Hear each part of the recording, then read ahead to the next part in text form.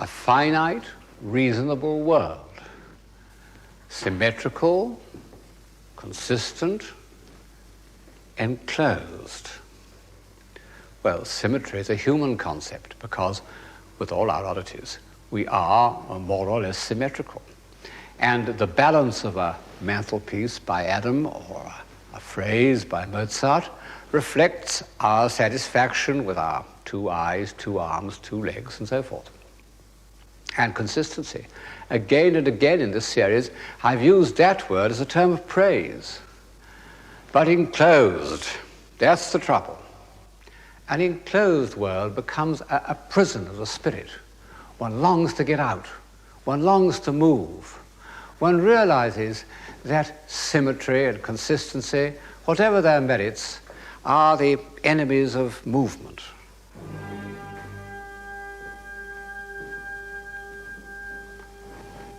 And what is that I hear?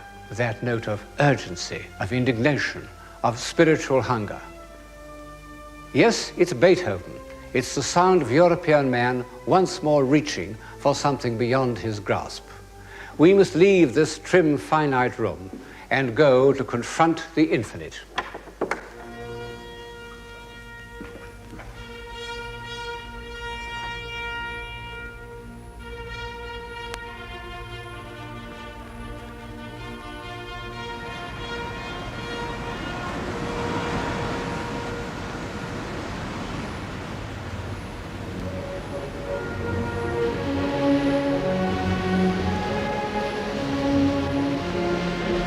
We have a long, rough voyage ahead of us, and I can't say how it will end, because it isn't over yet. We're still the offspring of the Romantic movement, and still victims of the fallacies of hope.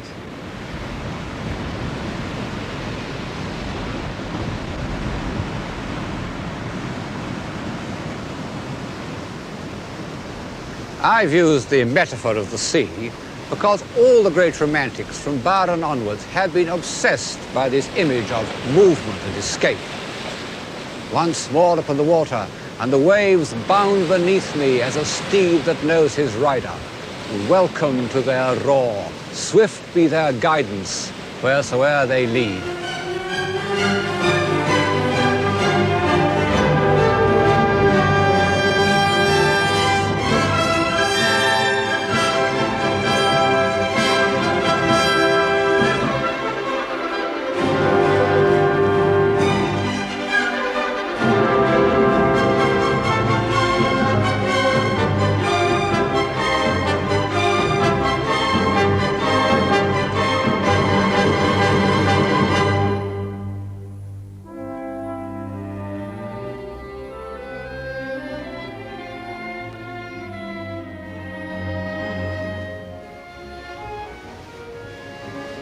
This escape was also an escape from reason. In the 18th century, philosophers had attempted to tidy up human society by the use of reason, but rational arguments weren't strong enough to upset the huge mass of torpid tradition that had grown up in the last 150 years. In America, it might be possible for a new political constitution to be achieved by reason, but it took something more explosive to blast the heavy foundations of Europe. Towards the end of the 18th century, as rational argument declined, vivid assertion took its place. Rousseau, man was born free and is everywhere in chains. Robert Burns, a man's a man for a' that, or, more explicitly, it's coming yet for a' that man to man the world o'er shall brothers be for a' that. In 1790, an obscure English poet named Mordaunt wrote, "Sound, sound the clarion, fill the fife, through all the sensual world proclaim, one crowded hour of glorious life is worth an age without a name." These are the impulses that showed themselves like spray flying off a rock during the 1780s. Then, as we know, came the tidal wave.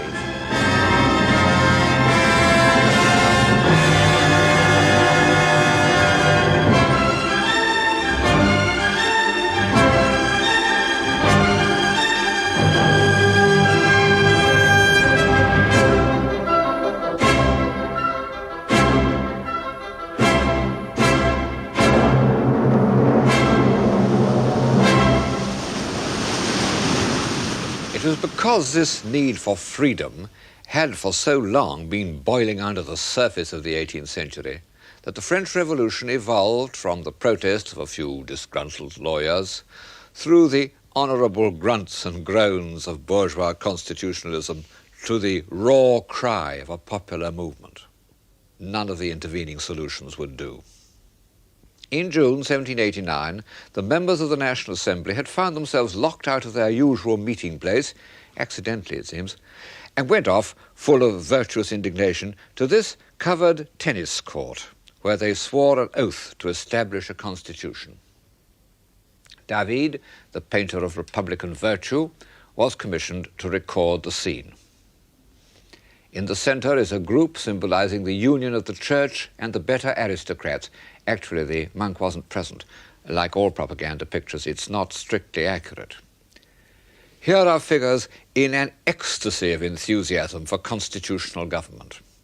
And here, this is historically correct, is the one delegate who wouldn't swear to support it. To our eyes, disenchanted by 150 years of democratic eloquence and 50 years of propaganda painting, none of it as good as David, the whole thing may seem slightly absurd. And in fact, these first steps towards revolution were pedantic and confused. The constitutional phase of the French Revolution belonged to the age of reason. 3 years later, we hear the sound of the New World, when some honest citizens of Marseille grow impatient at an executive that doesn't act and undertake the amazing feat of marching in a sweltering July all the way from Marseille to Paris, tugging 3 pieces of cannon and singing a new song.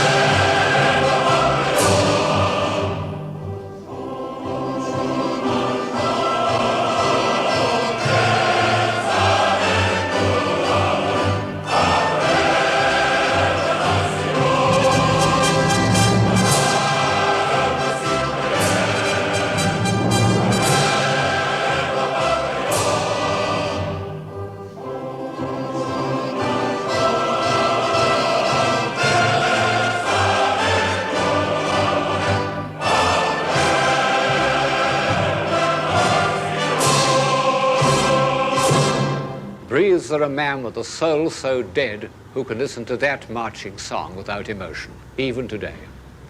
No wonder that the finest spirits of the time were enraptured, that Blake began a poem on the French Revolution, which nobody reads, and Wordsworth wrote the lines that everybody quotes, and I must quote again. For great were the auxiliaries which then stood upon our side, we who were strong in love. Bliss was it in that dawn to be alive, but to be young was very heaven. And Wordsworth goes on to say how the revolution seemed to bring Rousseau's dream of natural man and travellers' tales of his enchanted existence into reality. It was no longer confined to some secluded island, heaven knows where, but in the very world which is the world of all of us. At this point, the revolution was the romantic movement in action. And perhaps its greatest legacy to posterity has been its message to the young, that those who are strong in love may yet find a way of escaping from the rotten parchment bonds that tie us down. I can see them still through the window of the University of the Sorbonne, impatient to change the world, vivid in hope, although what precisely they hope for or believe in, I don't know. The moving fact about the first revolutionaries is that their dream of a new world was sharply defined. They wanted to change everything, even the calendar, making the year 1792 year 1 and renaming the months. The change of years was a nuisance, but the new names of the months, Ventose, Thermidor, Brumaire, so forth, the windy one, the hot one, the misty one, were charming, and I wish they'd survived. They expressed the love of nature that had become so closely entwined with the Revolution. The same desire to return to nature affected women's fashions. All the artificial framework of the 18th century is thrown away, and the dresses follow the lines of the body with graceful simplicity. No more high powdered wigs, but flowing locks with a simple bandeau. And Madame Recamier, the most famous and inaccessible beauty of her time, posed for David with naked feet. Of course, there was a good deal of profanation and blasphemy and a vast amount of destruction. Cluny, Saint-Denis, many of the sacred places of civilization were horribly knocked about. It was even proposed to pull down Chartres Cathedral and build in its place a temple of wisdom. The revolutionaries wanted to replace Christianity with a religion of nature. And there is something rather touching about this print of baptism according to the rites of nature taking place in a de-Christianized church.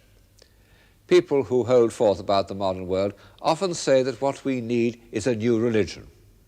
Well, it may be true, but it isn't easy to establish. Even Robespierre, who's an enthusiast for new religion and had powerful means of persuasion at his command, couldn't bring it off. And on the name Robespierre, one remembers how horribly all this idealism came to grief in the prisons of the terror. Most of the great episodes in the history of civilization have had some unpleasant consequences, but none have kicked back sooner and harder than the revolutionary fervor of 1792. Because in September there took place the first of those massacres by which, alas, the revolution is chiefly remembered. No one's ever explained in historical terms the September massacres, and perhaps in the end the old-fashioned explanation is correct, that it was a kind of communal sadism. It was a pogrom, a phenomenon with which we became familiar in the 19th century. And it was given fresh impetus by another familiar emotion, mass panic, la patrie en danger, the country in peril.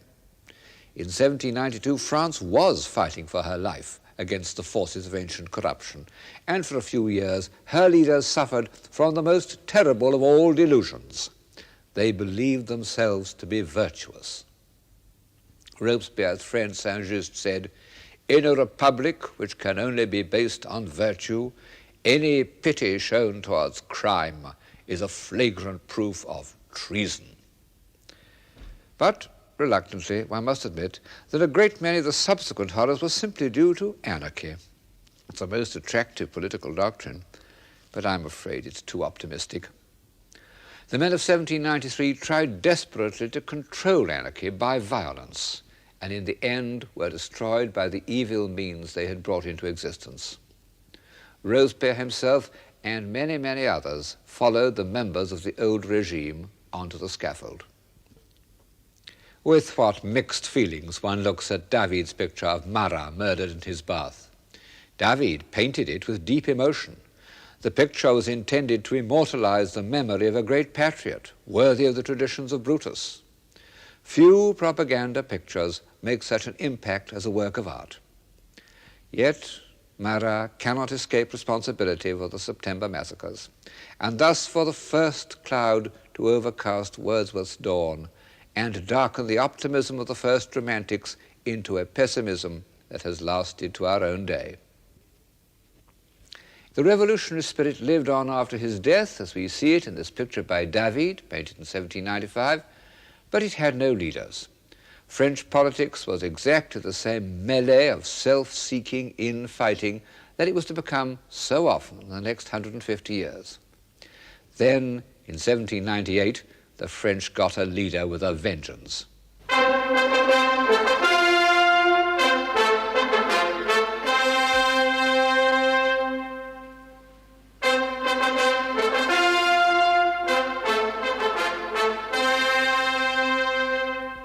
With the appearance of General Bonaparte, the liberated energies of the revolution take a new direction, the insatiable urge to conquer and explore.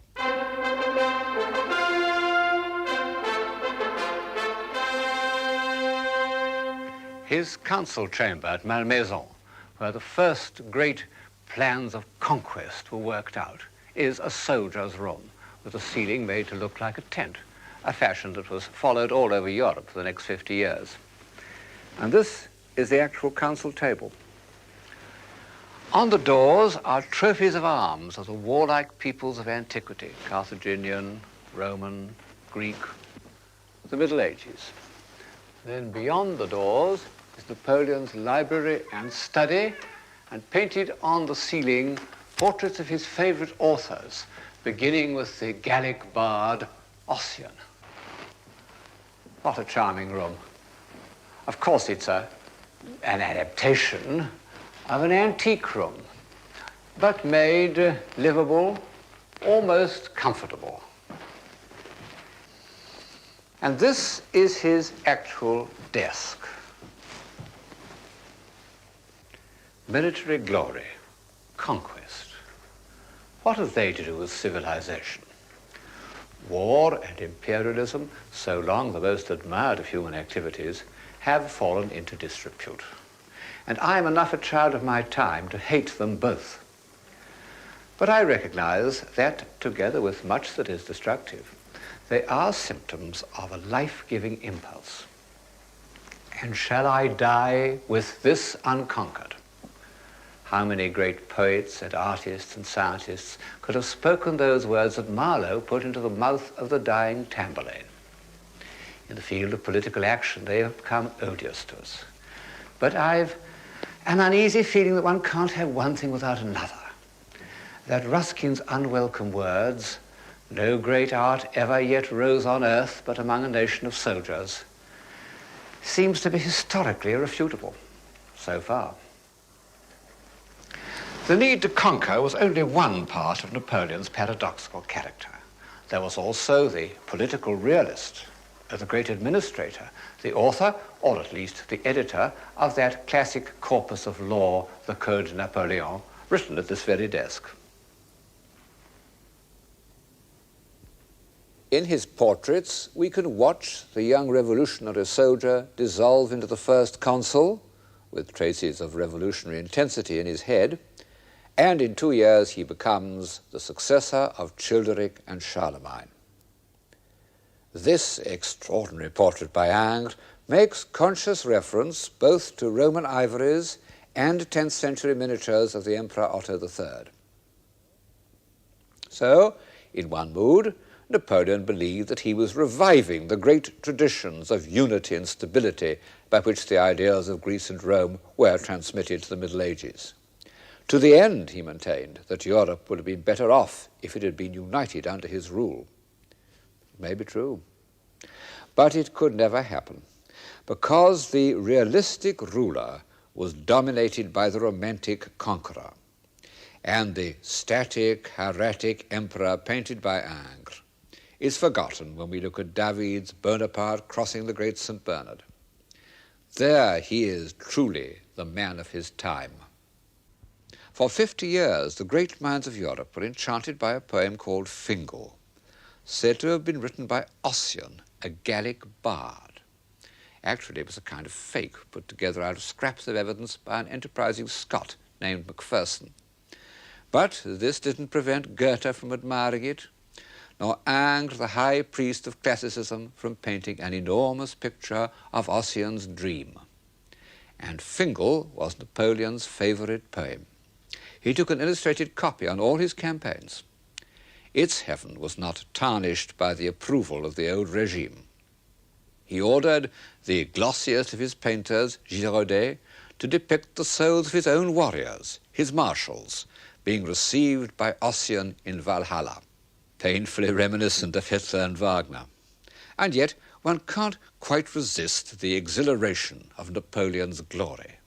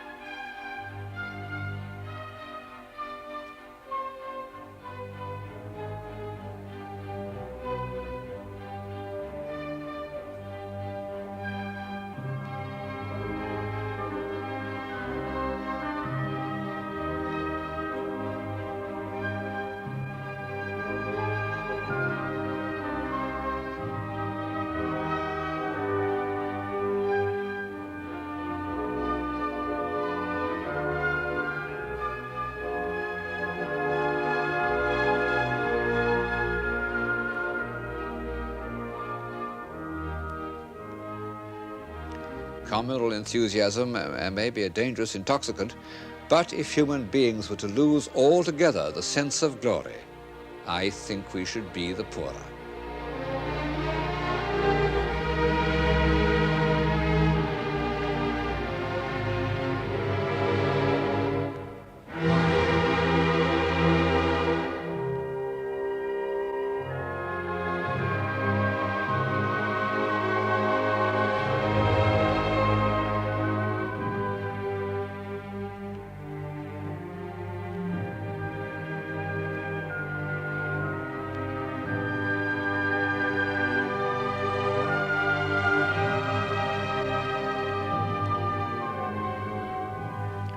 Napoleon's tomb in the church of Les Invalides, the most grandiose memorial to any ruler since ancient Egypt.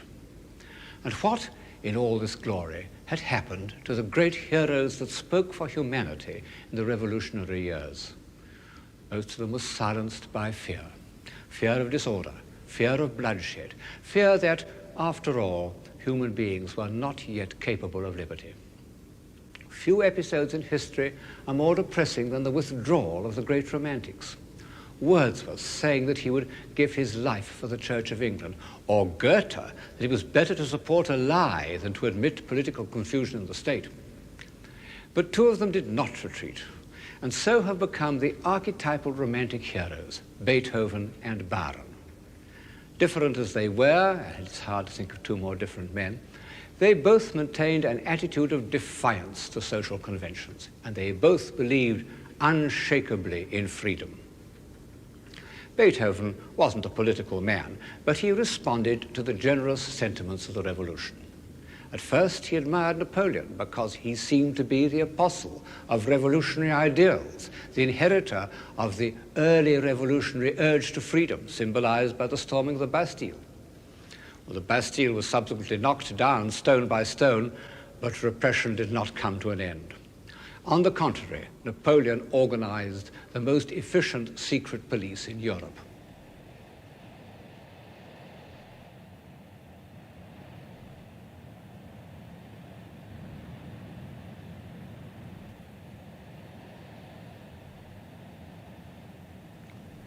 This place is the dungeon of the castle of Vincennes, where political prisoners of all sorts have faced the firing squad right up to the end of the last war.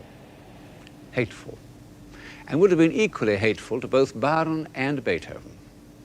When Beethoven heard that Napoleon had proclaimed himself emperor, he tore off the dedication page of the Third Symphony and was with difficulty prevented from destroying the score.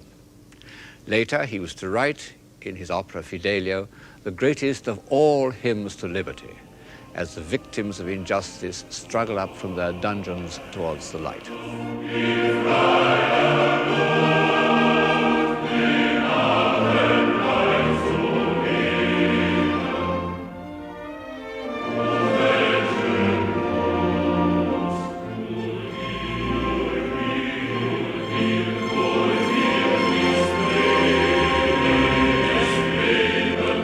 Happiness to see the light, they say, to feel the air and be once more alive. Our prison was a tomb. Oh, freedom, freedom, come to us again. This cry has echoed through all the countless revolutionary movements of the last century.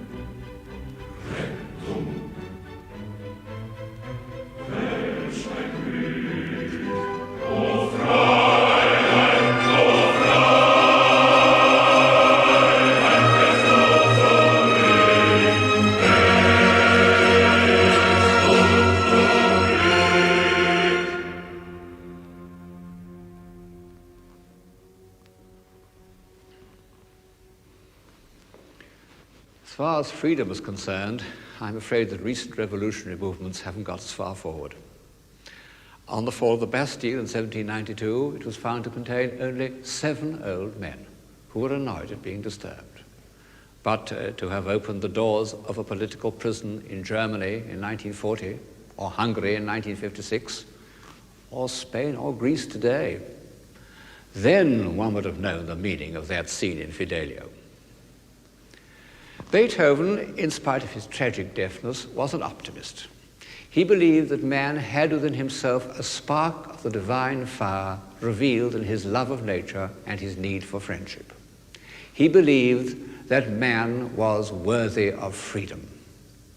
The despair that poisoned the Romantic movement had not yet entered his veins. But by about 1810, all the optimistic hopes of the 18th century had been proved false. The rights of man, the fall of tyrants, the benefits of industry, all a delusion. The freedoms won by revolution had been immediately lost, either by counter-revolution or by the revolutionary government falling into the hands of military dictators. In Goya's picture of a firing squad, called the 3rd of May, 1808, the repeated gesture of those who have raised their arms in heroic affirmation becomes the repeated line of the soldiers' rifles as they liquidate a small group of liberals and other inconvenient citizens. Well, we're used to all this now. We're almost numbed by repeated disappointments. But in 1810 it was a new experience, and all the poets and philosophers and artists of the Romantic movement were shattered by it. The spokesman of this pessimism was Byron. He would probably have been a pessimist anyway. It was part of his egotism. But appearing when he did, the tide of disillusion carried him along, so that he became, after Napoleon, the most famous name in Europe. From great poets like Goethe and Pushkin down to the most brainless schoolgirl, his works were read with an almost hysterical enthusiasm, which, as we struggle through the rhetorical nonsense of Lara or the Gayur, we can hardly credit, because although Byron wrote quite a lot of good poetry, it was his bad poetry that made him famous. Byron, who was very much a man of his time, wrote a poem about the opening of a prison, the dungeon of the castle of Chillon on the Lake of Geneva, just behind me there. He begins with a sonnet in the old revolutionary vein, eternal spirit of the chainless mind, brightest in dungeons, liberty. But when, after many horrors, the prisoner of Chillon is at last released, a new note is heard. At last men came to set me free. I asked not why and recked not where, it was at length the same to me, fettered or fetterless to be. I learned to love despair. Since that line was written, how many intellectuals, down to Beckett and Sartre, have echoed its sentiment. But this negative conclusion was not the whole of Byron. The prisoner of Chillon had looked from his castle wall onto the mountains and the lake and felt himself to be part of them. This was the positive side of Byron's genius, a self-identification with the great forces of nature, in short, with the sublime.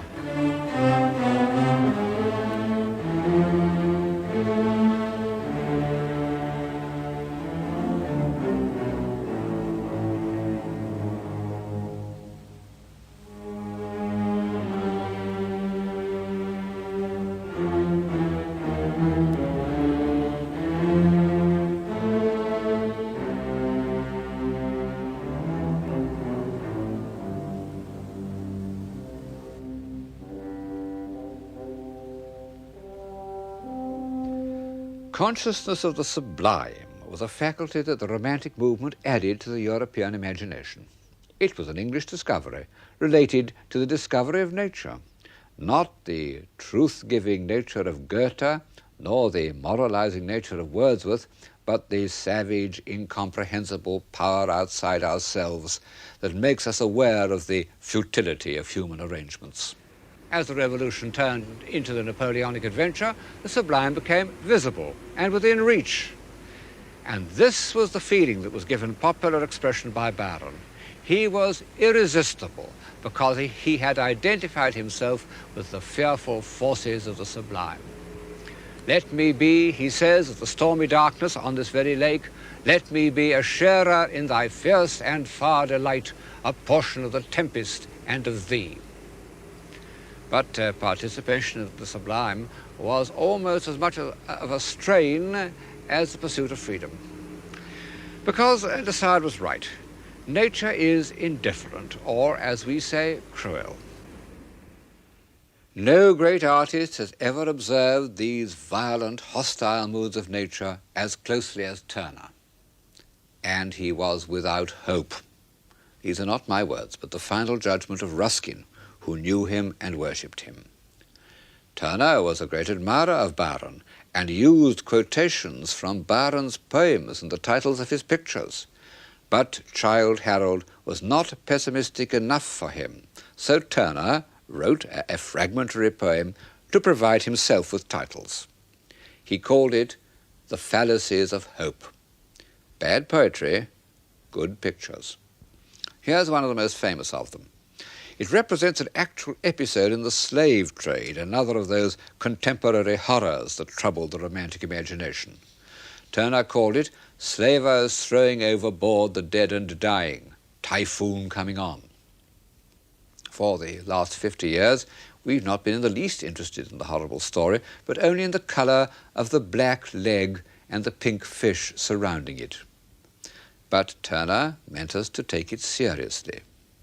Hope, hope, fallacious hope, he wrote, where is thy market now? About 20 years earlier, Géricault, the most Byronic of all painters, had also made his name with a picture of a disaster at sea. The frigate Medusa foundered on her way to Senegal. 149 of the passengers were put onto a raft, which was to be towed by sailors in the pinnaces. After a time, the crew got fed up and cut the ropes, leaving the raft to drift out to sea and condemning the passengers to almost certain death. Miraculously, there were a few survivors, from whom Géricault learnt the full horrors of the episode. He even found the ship's carpenter who had made the raft, and he had him make a model of it in his studio. He took a workroom near a hospital so that he could study dying men. He'd been a dandy, but he gave up his life of pleasure, shaved his head, and locked himself in a room with corpses from the morgue. He was determined to paint a masterpiece. And he succeeded.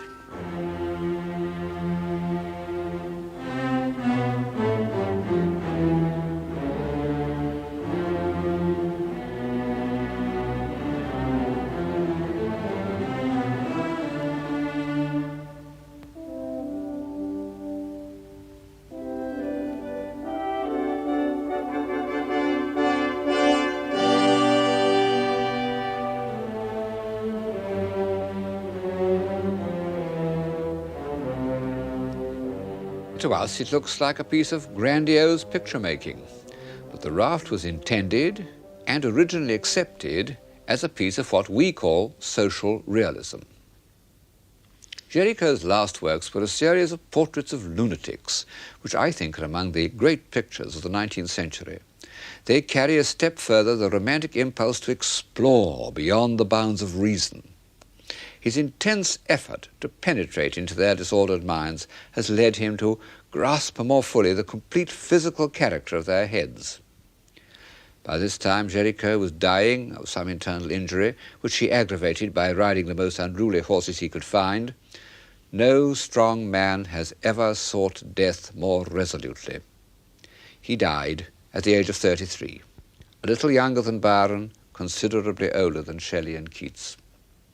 Fortunately, he left a spiritual heir, whose pessimism was supported by a more powerful intellect, Delacroix. The first picture in which Delacroix is entirely himself is the Massacre of Chios. As with almost all the masterpieces of Romantic painting, it represents an actual event, the slaughter by the occupying Turks of the inhabitants of a Greek village. And it reflects the generous sentiments of those liberals like Shelley and Byron who dreamed that Greece might yet be free. While Delacroix was painting it, came the news of Byron's death on campaign at Missolonghi. There is protest and compassion in this picture. more perhaps than Delacroix was ever to show again, because he came to despair of all attempts to change society and retreated into painting subjects from romantic poetry. Some of his greatest pictures were inspired by Byron. This is The Prisoner of Chillon. As luck would have it, one of Delacroix's friends became Prime Minister and gave him many public commissions, including the library of the French Parliament House. At one end of the room he painted the scene of Attila the Hun trampling on the remains of antique civilization. What an incredible choice for a library! And made all the stranger by Delacroix's obvious sympathy with this embodiment of destructive energy. No one realized better than Delacroix that we'd got through by the skin of our teeth. And he would have added, was it worth it? But in the end, somewhat reluctantly, he would have answered yes. He valued European civilization all the more because he knew it was fragile. The 19th century revealed a split in the European mind as great as that which afflicted Christendom in the 16th century, and even more destructive. On the one hand was the new middle class created by the Industrial Revolution. It was hopeful and energetic, but without a scale of values. Sandwiched between a corrupt aristocracy and a brutalized poor, it had produced a defensive morality, conventional, complacent, hypocritical. Never was a class better documented by the admirable cartoonists of the day. On the other hand were the finer spirits, like Delacroix, who were still heirs of the Romantic movement, still haunted by disaster. They felt themselves, not without reason, to be entirely cut off from the prosperous majority. But what could they put in place of middle-class morality? They themselves were still in search of a soul. The search went on throughout the 19th century, and it continues today, and leads to the same sense of isolation and despair. In the visual arts, its chief interpreter was the sculptor Rodin. He was the last great romantic artist, the direct heir of Géricault and Byron. Indeed, his greatest disappointment was that he didn't win the competition to do the Byron Memorial in Hyde Park. And like them, his abundant animal spirits didn't allay, but rather enhanced his view of mankind's tragic destiny. And like them, there is, sometimes in his expressions of despair, a trace of rhetorical exaggeration. But what an artist he was. Incredible that only 20 years ago he was still under the cloud of critical disapproval. What is posterity? He was an inventor of symbolic poses that stay in the mind, and like all oversimplified statements that spur men on to action, they are sometimes rather too obvious. But in the originals, his figures are saved from banality by a really stunning force and freedom of modeling. Every form thrusting outwards at its maximum point of tension. Those were Rodin's own words. Look at the back of this figure of Eve. You'll see how the vitality is conveyed by the touch of Rodin's hands. He was one of those sculptors who communicate through the movement of his fingers. And for that reason, all his best figures were modeled quite small, enlarged afterwards by other artists. This is the largest scale on which Rodin ever worked. If some of his gestures look a little forced, one must also admit that Rodin's power of representing figures under the pressure of violent emotions links him with a whole line of modern art, from Munch to Francis Bacon. These are his burghers of Calais, staggering out of the beleaguered city and offering their lives to the brutal English king in order that the people may be saved. They are still with us. Romantic man at the end of his pilgrimage.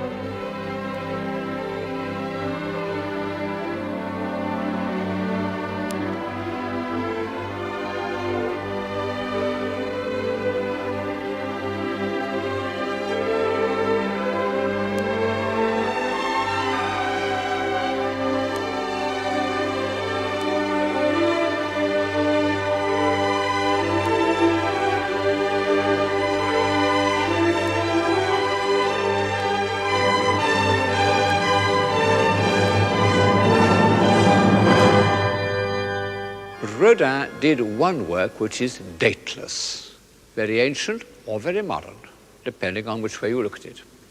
This is his monument to the great French novelist Balzac.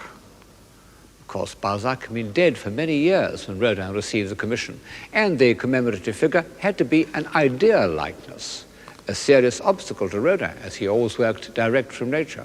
All he had to go on was the knowledge that Balzac was short and fat and worked in a dressing gown. Yet he had also to make Balzac look immense, the dominating imagination of his age, and yet transcending his age. He set about the problem in a peculiar way. He made 7 naked figures of Balzac to satisfy his sense of Balzac's physical reality. And some of them are here in his studio near Paris. You can see that he didn't make any concessions to the classical ideal. After contemplating them for several months, he decided on one of them and tried to cover it with a cast of drapery indicative of the famous dressing gown. In this way, he contrived to give the figure both monumentality and movement. The result is, to my mind, the greatest piece of sculpture of the 19th century, perhaps, indeed, the greatest since Michelangelo. But this isn't the way that which Rodin's contemporaries saw it when it was exhibited at the Salon of 1898. They were horrified. Rodin was a hoax, a swindler. They even raised the cry of La patrie en danger, which shows how seriously the French take art. The crowds surging round it, threatening it with their fists, were unanimous on one point of criticism, that the attitude was impossible, and that no body could exist under such draperies. Rodin, sitting nearby, knew that he had only to strike the figure with a hammer and that the draperies would come off, leaving the body visible. Hostile critics said that it was like a snowman, a dolmen, an owl, a heathen god. All quite true, but we no longer regard them as terms of abuse. Balzac's body has the timelessness of a prehistoric stone, and his head is like a bird of prey. And the real reason why he made people so angry is the feeling that he could gobble them up and doesn't care a damn for their opinions. Balzac, with his prodigious understanding of human motives, scorns conventional values, defies fashionable opinions, as Beethoven did, and should inspire us to defy all those forces that threaten to impair our humanity. Lies, tanks, tear gas, ideologies, opinion polls, mechanization, planners, computers, the whole lot.